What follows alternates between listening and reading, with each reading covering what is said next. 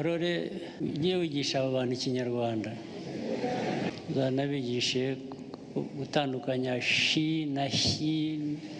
Your Excellency, abandi bajya bakavuga ntago ubavuga ntabwo. iyo tubivuze Your Excellency hari igihe bavuga bati ni amateka ntitwahabaye nabyo kandi bikumvikana. Ibyo bigeraho birangirira ariko ntabwo. Uyu yitwa Cleophas Barore, umuyobozi w'ikigo cy'igihugu cy'itangazamakuru RPA. Ni umwanya rero kuva ku itariki ya 14 Ukuboza 2023 ubwo yahabwaga izi nshingano asimbuye Bwana Arthur Asimwe wagizwe umuyobozi mukuru wungirije muri ambasade y'u Rwanda i Washington muri Leta Zunze Ubumwe za Amerika. Ariko subundi uyu Cleophas Barore uri gukora ibi ni muntu ki? Naranywaga kandi nkashira inyota. Iyo nabaga mbwiye abantu ngo tugiye kunywa iza yose kandi turanywa ibirenge bireba inyuma. Ni umunyamakuru w'ubuhangange bwose n'ubunararibonye bufitwe na mbarwa hano mu Rwanda, kuko uyu imyaka hafi 30 irihiritse ari mu itangazamakuru. Ni umwe mu banyamakuru bakomeye kandi bakunzwe cyane bitewe n'ubuhanga yagiye agaragaza mu biganiro bitandukanye yagiye akora, birimo icyitwa Amakuru ki mu binyamakuru gica kuri Radio Rwanda buri wa gatandatu, nubwo uyu munsi atari ukigikora. Iki cyamuhaye ubwamamare bwinshi n'igikundiro mu Banyarwanda, ndetse benshi muri mwe mwakuze mu cyumva. Ucyumva iki kinanga wahitaga umenya ko Barore yaje. Urakibuka? Icyo cyari ikiganiro Makuru ki mu binyamakuru, ikiganiro mugezweho na Radio Rwanda. Barore kandi akundirwa uburyo ayobora ibiganiro kuri radio na televiziyo by'u Rwanda. Mbere yo kugirwa umuyobozi wa RPA, yabaye umuyobozi w'urwego rw'abanyamakuru bigenzura RMC. Yatorewe kujya muri uyu mwanya ku itariki ya 9 Ukuboza 2016 mu nteko rusange yahuje abanyamuryango barimo abanyamakuru n'abayobozi b'ibitangazamakuru bagera kuri 283. Yasimbuye Muvunyi Fred wavuye mu gihugu muri Gicurasi 2015. Barore nawe yasimbuye na Madame Scovia Mutesi hari mu mwaka ushize. Ni nkubwira ko ari ubunararibonye buhambaye ku buryo n'umwanya yawe yarawukwiriye nta maka, ubyumve neza, kubera ko uyu ni umugabo winjiye mu itangazamakuru mu mwaka w'1995. Yinjira muri iki kigo cyitwa Orenfor, agikoramo atangira ahembwa ibigori, agenda azamuka mu ntera gake gake imwe ku yindi. Uyu ni umugabo w'igikundiro, ubuhanga n'ubunararibonye bwihariye ku buryo na Perezida Kagame ubwe adatinya kumutangaho urugero mu bandi. Kwanza Barore ugiye wigisha abantu ikinyarwanda. iyo tubivuze Your Excellency hari igihe bavuga bati ni amateka ntitwahabaye nabyo kandi bikumvikana. Ibyo bigeraho birangirira ariko ntabwo. Hari umugani w'ikinyarwanda uvuga ko ngo imibiri yananiye impyisi.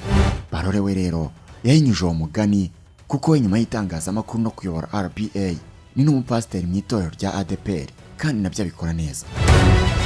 Ariko se uretse ibyo nkubwiye, niki kindi wifuza kumenya Bwana Cleophas Barore? Mu by'ukuri ni muntu ki? Ibuka gukanda kuri subscribe kugira ngo dukomeze kwagura umuryango mugari w'iyicano. Nguhaye ikaze. Ikaze nanone mu kiganiro cyacu kandi cyane. Turi kuganira kuri Cleophas Barore, umuyobozi mukuru wa RPA. Mu kiganiro yagiranye n'ikinyamakuru The Kaminuza Post muri 2021, yavuze ko yavutse ku itariki ya 10 z'ukwa 10 mu 1969, avukira mu karere ka Gicumbi. Gusa nyuma yaje kwimuka ajya kubana n'umuryango we Rwamagana. Birumvikana aha niho yakuriye. Ni imfura mu muryango w'abana 11. Amashuri yabanza yahigiye mu karere ka Rwamagana mu ntara y'Uburasirazuba. Ayisumbuye ayakomereza muri Ifaka Kimihurura, ndetse kaminuza yaje kwigira muri Kaminuza y'u Rwanda Butare mu ishami ry'itangazamakuru, aho yakuye impamyabumenyi y'icyiciro cya mbere cya kaminuza. Gusa nyuma y'igihe akora ariko adafite impamyabumenyi iri ku rwego rwo hejuru, yaje gusubira mu ishuri arongera ariga. Mu mwaka wa 2022 Barore n'abandi banyamakuru bakomeye nka Uwera Jean Maurice bakoranaga icyo gihe kuri RPA, ariko ubu akaba akorera SKFM, Didas Niyifasha, Patrick Nyiridandi n'abandi basoje icyiciro cya kabiri cya kaminuza mu ishami ry'itangazamakuru mu ishuri rikuru rya Iseka riherereye i Kabgayi.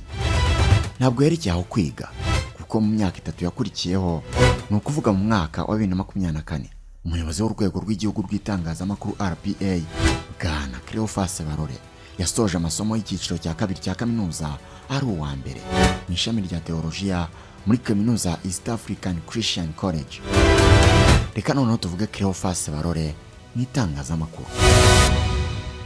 Urugendo rwe mu itangazamakuru ntabwo rwari rworoshye na gato. Ni ibintu avuga ko yakuze akunda ndetse yarabigeragejeho yiga mu mashuri yisumbuye. Mu mwaka w'1995 nibwo yinjiye muri Orenforo bwa mbere nk'umunyamakuru, ariko icyo gihe yayifatanyaga no kwigisha. Ni akazi kasabaga ubwitange bwo hejuru no kubikunda bidasanzwe, kuko icyo gihe batangiye gukora kuri radiyo bahembwa ibigori, niko Barora avuga. Birumvikana ko nta mafaranga yo kubahemba yari ahari. Wibuke ko icyo gihe hari nyuma gato igihugu kivuye muri jenoside yakorewe Abatutsi, ibintu byose bikiri gutangira kuri zero, ibigo byinshi bitagira ingengo y'imari ifatika. Nyuma y'imyaka 6 akora mu biganiro bitandukanye, Barore muri 2001 yahawe gukora ikiganiro makuru mu binyamakuru. Ikiganiro cyaje gukundwa cyane, kikamuha igikundiro cyinshi mu Banyarwanda, akamamara. Nyuma yaho muri 2008 kugeza muri 2009 yahindutse umwanditsi mu ishami ry'amakuru mu Kinyarwanda. Yaje kuzamurwa mu ntera, maze muri 2011 kugera muri 2012 agirwa chief editor kuri televiziyo Rwanda, ariko akabifatanya no gukora ibiganiro bitandukanye kuri radio na televiziyo nyine. Yakomeje iyo mirimo kugeza muri 2016 ubwo yagirwaga umuyobozi w'urwego rw'abanyamakuru bigenzura RMC. Inshingano yavuyeho mu mwaka wa 2024 asimbuwe na Madame Mutesi Scovia. Mbere yaho gato mu mwaka wa 2023 nibwo yatumbagiye hagera ku gasongero ubwo yagirwaga umuyobozi mukuru wa RPA, umwanya ariho kugeza amagingo ye. Nyuma gato yo guhabwa uyu mwanya yagize amahirwe yo guhura n'umukuru w'igihugu bazamushimira mu ruhame.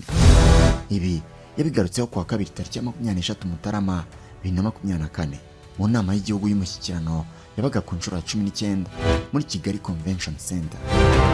Barore Cleophas ubwo yarahawe umwanya ngo ayobore ikiganiro kigaruka ku ishusho y'ubukungu bw'igihugu, yahise aboneraho ashimira Perezida wa Repubulika y'u Rwanda Paul Kagame, avuga ko intebe ye yazamuwe none bakaba ari umuyobozi mukuru wa RPA. Yagize ati, reka mbanze nshime, ndabanza gushima kubera ko n'inshuro zigiye zirenze imwe nagiye nyura mu biro bigiye binyuranye. Hari ibiro usanga harimo intebe umuntu agira ahantu hakanda ikazamuka cyangwa ikamanuka bitewe n'icyo ashaka. Ndabashimira nyakubahwa Perezida wa Repubulika ko mu bubasha bwanyu muhabwa n'itegeko nshinga mu minsi ishize hari icyo mwakoze, intebe yanjye irazamuka. Ndabashimiye, ntabwo narika kubazirikana rwose, mwarakoze cyane. Ndashimye kandi hari n'abandi b'impanga zanjye kuri rwa rupapuro, nabyo turabishimira. Dusubiye inyuma gato, Cleophas Barore yagiranye ikiganiro kirambuye na Kigali Today, ahishura byinshi byihariye haba mu kazi ke ndetse no ku buzima bwe bwite. Muri icyo kiganiro Barore yavuze ko ubunararibonye afite ubu yabukuye kuba yarize mu kigo cy'abihaye Imana cya IFAC ndetse na kaminuza, dore ko yatangiye kwiga yizeye kuzaba umupadiri, bikarangira akundanye n'umukobwa watumye ahindura icyerekezo. Kuri ubu akaba yubatse, akaba afite umugore n'abana 6 yabyaranye n'uwo bakuranye banaturanye. Yaje kuba umupasiteri muri ADPR nyuma y'uko yari umusinzi ukomeye ndetse ntanatinye kwisengerera udukumi. Yagize ati, icyo ngiyemo cyose nkijyamo wese. Nari umusinzi ukomeye, abo tujyanye mu kabari babaga babizi ko tugiye kunywa bya nyabyo. Naranywaga nkasinda, ni narabaye imbata y'inzoga no mu bakobwa n'inyabyagayo, gusa ntabwo nigeze mba imbata y'ubusambanyi. Barore avuga ko nubwo yijandikaga muri ibyo, niyo yageraga ku kazi nako yagakoraga atiganda kandi mu buhanga n'umurava, ndetse ibyo yashayemo byose yaje kubivamo, harakizwa burundu ndetse aba umurokore.